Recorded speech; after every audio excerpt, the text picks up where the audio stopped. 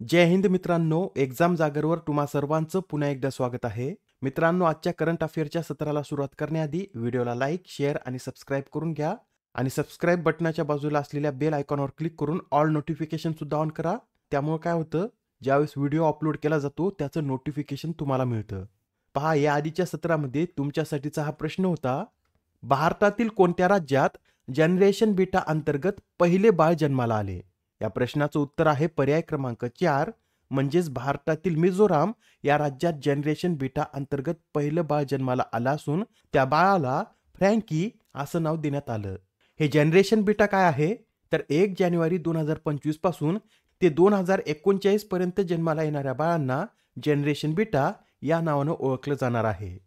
आजच्या सत्राचा पहिला प्रश्न पहा: राष्ट्रीय हरित हायड्रोजन मिशन अंतर्गत देशातील पहिला हरित हायड्रोजन हा प्रकल्प कोणत्या राज्यात निर्माण करण्यात येत आहे? तर मित्रांनो, भारतात जे राष्ट्रीय हरित हायड्रोजन मिशन राबवलं जात आहे त्या अंतर्गत देशातील पहिला हरित हायड्रोजन हब प्रकल्प आंध्र प्रदेश या राज्यात निर्माण करण्यात येत असून नुकतीच्या प्रकल्पाची पायाभरणी पंतप्रधान नरेंद्र मोदी यांच्या हस्ते करण्यात आली. हा जो प्रकल्प आहे हा आंध्र प्रदेशातील विशाखापट्टणम जवळील पुडिमडक्का येथे निर्माण करण्यात येत आहे. आणि कोणती कंपनी हा प्रकल्प निर्माण करत आहे असं जर विचारलं तर NTPC ग्रीन एनर्जी लिमिटेड या कंपनीद्वारे या प्रकल्पाची निर्मिती करण्यात येत आहे. हा प्रकल्प पूर्ण झाल्यानंतर हे केंद्र दररोज 1500 टन ग्रीन हायड्रोजन निर्माण करेल. तसेच यात 7500 टन ग्रीन हायड्रोजन डेरिव्हेटिव्ह म्हणजेच ग्रीन मिथेनॉल, ग्रीन युरिया आणि शाश्वत विमान इंधन तयार करण्यात येईल. बरं, आपल्याला एक्झाममध्ये हे राष्ट्रीय हरित हायड्रोजन मिशन कधी सुरू करण्यात आलं असं सुद्धा विचारलं जाऊ शकतं. तर नोट करून घ्या, 4 जानेवारी 2022 रोजी हे मिशन सुरू करण्यात आलं असून या मिशनचं उद्दिष्ट काय आहे? तर 2030 पर्यंत दरवर्षी 5 दशलक्ष टन ग्रीन हायड्रोजन निर्माण करणं हे या मिशनचं उद्दिष्ट आहे. आता हा प्रश्न पहा: यंदा आयोजित करण्यात आलेल्या 18व्या प्रवासी भारतीय कार्यक्रमाच्या प्रमुख पाहुण्या कोण आहेत? मित्रांनो, हा जो 18वा प्रवासी भारतीय दिवस आहे याच्या कार्यक्रमाच्या प्रमुख पाहुण्या या क्रिस्टिन कार्ला कंगालू आहेत. बरं, या क्रिस्टिन कार्ला कंगालू या कोणत्या देशाच्या राष्ट्राध्यक्ष आहेत? तर त्या त्रिनिदाद अँड टोबॅगो या देशाच्या राष्ट्राध्यक्ष आहेत. या प्रवासी भारतीय कार्यक्रमाविषयी सांगायचं झालं तर यंदाची ही याची 18वी आवृत्ती असून याचं आयोजन 8 ते 10 जानेवारी दरम्यान ओडिशाची राजधानी भुवनेश्वर येथे करण्यात आला आहे. आणि हा कार्यक्रम कोणाद्वारे आयोजित केला असं जर विचारलं तर परराष्ट्र मंत्रालयाद्वारे ओडिशा राज्य सरकारच्या सहकार्याने हा कार्यक्रम आयोजित करण्यात आला असून यंदाच्या या कार्यक्रमाची थीम विकसित भारतात अनिवासी भारतीयांचे योगदान अशी होती. आणि यातील अत्यंत महत्त्वाचा पॉईंट म्हणजे ओडिशा या राज्यात प्रथमच हा प्रवासी भारतीय दिवस आयोजित करण्यात आला आहे. पहिला प्रवासी भारतीय दिवस कधी आयोजित करण्यात आला होता? तर 2003 मध्ये याचं आयोजन नवी दिल्लीमध्ये करण्यात आलं होतं. बरं, या आधीचा 17वा प्रवासी भारतीय दिवस कधी आयोजित करण्यात आला? तर 2023 मध्ये याचं आयोजन मध्य प्रदेशमधील इंदोर या शहरात करण्यात आलं. तर 16वा प्रवासी भारतीय दिवस हा व्हर्च्युअलरित्या आयोजित करण्यात आला होता. मित्रांनो, हा कार्यक्रम 2015 पर्यंत वार्षिकरित्या आयोजित केला जात असे, पण 2015 नंतर हा कार्यक्रम दर 2 वर्षांनी आयोजित केला जात आहे. नेक्स्ट क्वेश्चन: भारत सरकारने आता भाषिणी सक्षम ई श्रम पोर्टल किती भाषांमध्ये उपलब्ध करून दिले? या प्रश्नाचं उत्तर आहे पर्याय क्रमांक 2, म्हणजेच आता भारत सरकारने भाषिणी सक्षम ई श्रम पोर्टल हे 22 भाषांमध्ये उपलब्ध करून दिलं आहे. याआधी हे पोर्टल इंग्रजी, हिंदी, कन्नड आणि मराठी याच भाषांमध्ये उपलब्ध होतं, पण नुकतेच याला अपडेट करत आता हे पोर्टल 22 भाषांमध्ये उपलब्ध करून देण्यात आलं आहे. हे जे पोर्टल आहे हे भारतातील असंघटित कामगारांचा राष्ट्रीय डेटाबेस तयार करण्यासाठी डिझाईन करण्यात आला असून हे पोर्टल कधी लॉन्च करण्यात आलं? तर हे पोर्टल 2021 मध्ये लॉन्च करण्यात आलं होतं. या पोर्टलवर नोंदणीकृत कामगारांना 12 अंकी क्रमांकासह ई श्रम कार्ड मिळतं.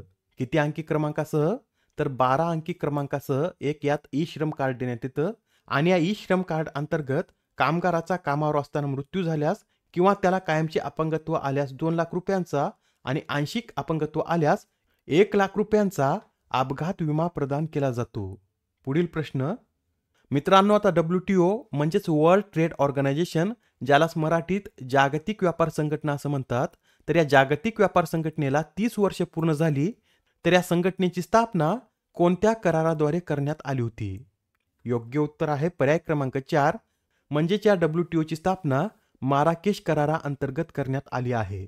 हा जो करार आहे या करारावर 15 एप्रिल 1994 रोजी 123 देशांनी स्वाक्षरी केल्यानंतर 1 जानेवारी 1995 पासून WTO अस्तित्वात आली आणि WTOने याआधी कार्यरत असलेल्या GATTची जागा घेतली.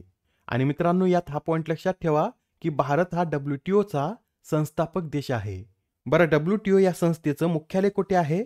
तर स्वित्झर्लंडमधील जिनेवा येथे याचं मुख्यालय असून सध्या याचे 166 देश सदस्य आहेत. तर डॉक्टर एनगोजी ओकोन्जो इवेला हे या संघटनेचे महासंचालक आहेत. पुढील प्रश्न, भारतातील कोणत्या IIT संस्थेने आशियातील सर्वात मोठी शेलो वेव्ह बेसिन संशोधन सुविधा सुरू केली? तर आता आशियातील सर्वात मोठी शेलो वेव्ह बेसिन संशोधन सुविधा ही IIT मद्रास या संस्थेने सुरू केली आहे. बरं, ही संशोधन सुविधा कशासाठी स्थापन करण्यात आली? तर भारताच्या किनारी आणि सागरी अभियांत्रिकीशी संबंधित तांत्रिक आणि संशोधन गरजा पूर्ण करण्याच्या उद्देशाने या सुविधा केंद्राची स्थापना करण्यात आली असून याची निर्मिती राष्ट्रीय बंदरे, जलमार्ग आणि किनारी तंत्रज्ञान केंद्राच्या साहाय्याने करण्यात आली. महत्त्वाचा प्रश्न आहे, येणाऱ्या एक्झाममध्ये विचारला जाऊ शकतो. तर लक्षात ठेवा, आशियातील सर्वात मोठी शेलो वेव्ह बेसिन संशोधन सुविधा IIT मद्रासमध्ये सुरू करण्यात आली. नेक्स्ट क्वेश्चन, आता नुकतेच केंद्र सरकारने नवीन महसूल सचिव म्हणून कोणाची नियुक्ती केली? तर आता मित्रांनो, केंद्र सरकारने नवीन महसूल सचिव म्हणून तुहिन कांता पांडे यांची नियुक्ती केली आहे. हे जे तुहिन कांता पांडे आहेत हे याआधी वित्त सचिव तसेच गुंतवणूक आणि सार्वजनिक मालमत्ता व्यवस्थापन विभागाचे सचिव म्हणून कार्यरत होते आणि आता त्यांची आरुणिश चावला यांच्या जागी महसूल सचिव म्हणून नियुक्ती करण्यात आली. आता हा प्रश्न पहा, यात काय विचारला आहे, नितीन गडकरी यांनी रस्ते अपघातातील पीडितांसाठी कॅशलेस उपचार योजनेची घोषणा केली. तर या योजनेअंतर्गत कमाल किती वैद्यकीय खर्च दिला जाणार आहे? तर या योजनेअंतर्गत कमाल 1.5 लाख रुपयापर्यंतचा खर्च दिला जाणार आहे. तसेच या योजनेअंतर्गत अपघाताची माहिती 24 तासांच्या आत पोलिसांना देणे बंधनकारक असून हिट अँड रन प्रकरणात मृतांच्या नातेवाईकांना 2 लाख रुपयांची भरपाई दिली जाणार आहे. पुढील प्रश्न, इंडस फूडच्या 8व्या आवृत्तीचं आयोजन कोणत्या शहरात करण्यात आले? तर हा जो इंडस फूड कार्यक्रम आहे याची 8वी आवृत्ती नोएडा या शहरामध्ये आयोजित करण्यात आली.